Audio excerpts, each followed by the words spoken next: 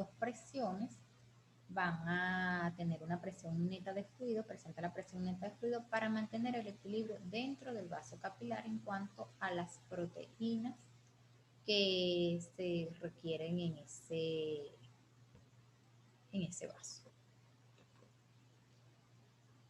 Este cuadro para que veamos las diferencias entre la presión oncótica y la presión osmótica. La primera diferencia es las unidades de medida.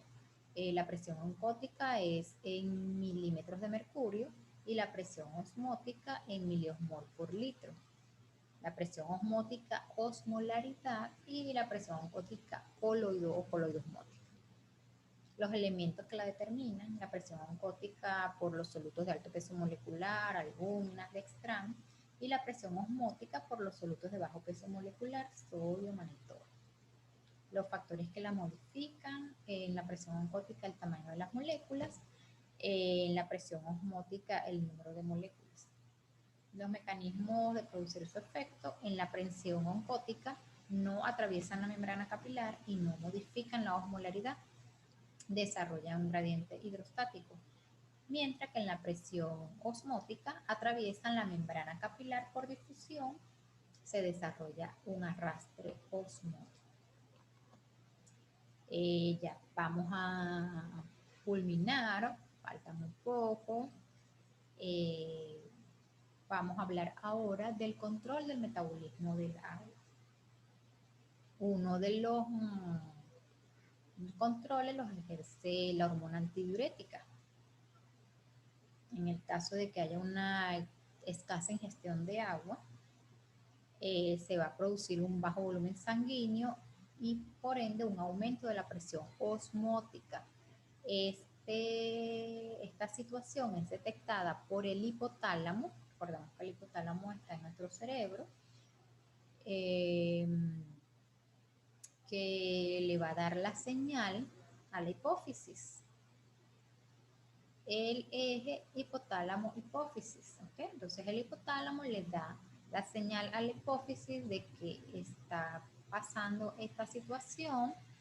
La hipófisis inmediatamente comienza o aumenta la secreción de hormona antidiurética, que esta hormona a nivel de los túbulos colectores renales va a aumentar la permeabilidad del agua, es decir, va a hacer a mantenerla, que no se elimine, va a disminuir la excreción del agua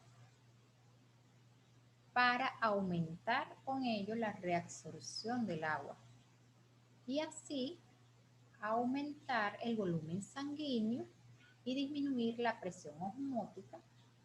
Cuando esto se logre, entonces inmediatamente se da la señal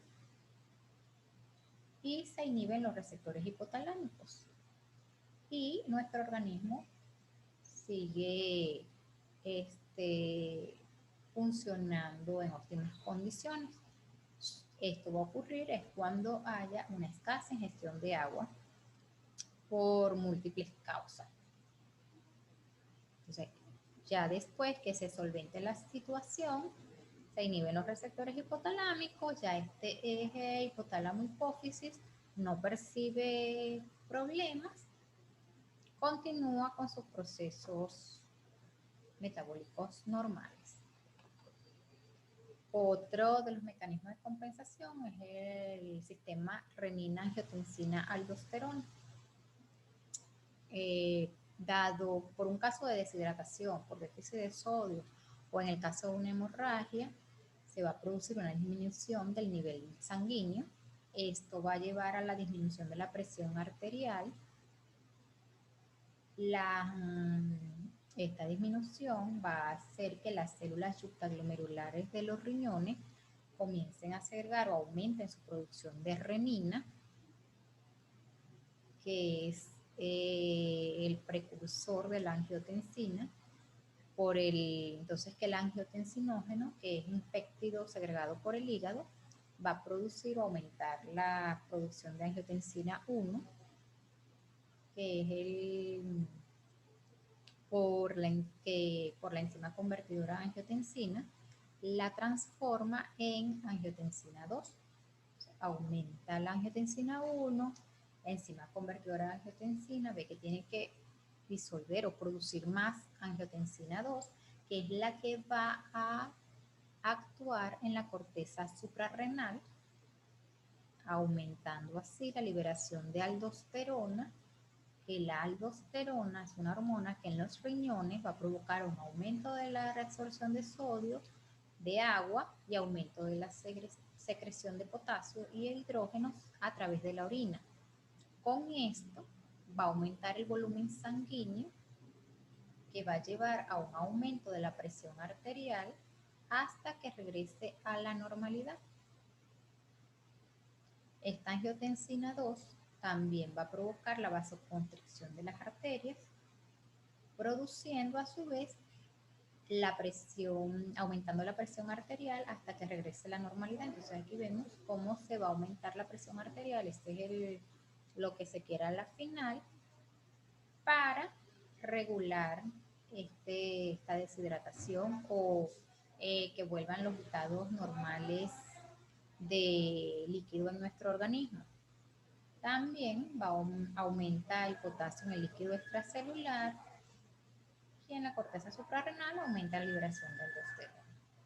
Entonces así, cuando hay algún proceso que produzca la deshidratación, va a activarse este sistema. Bueno, hasta aquí la clase del agua. Vieron que es muy importante entender la parte bioquímica, esos procesos que se dan, el porqué de cada uno y la importancia y la repercusión que tiene en cada órgano y sistema. Entonces, entendiendo el agua, entendiendo la bioquímica y la importancia del agua, se nos va a hacer más fácil entender muchas de las clases que vamos a ir viendo a lo largo de este curso. Deseo hayan comprendido o con este video haya una mejor comprensión.